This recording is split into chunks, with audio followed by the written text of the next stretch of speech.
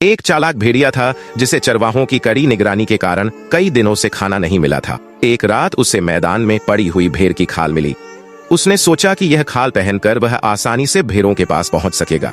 आगे जानने से पहले दोस्तों, लगता है तुम अपनी माँ से सच्चा प्यार नहीं करते हो। अगर अपनी माँ से सच्चा प्यार करते हो तो वीडियो को लाइक, चैनल को सब्सक्राइब करके जाना जो अपनी माँ के लिए इतना भी नहीं कर सकता वह इस वीडियो को यही छोड़ दे। अगले ही दिन वह भेड़ बनकर झुंड में घुस गया। चरवाहे उसे दूर से देखकर साधारण भेड़ समझते रहे। शाम हो बाकी भेड़ों के साथ सुरक्षित बाड़े में पहुंच गया, जहां उसे हमला करने का मौका मिल सकता था।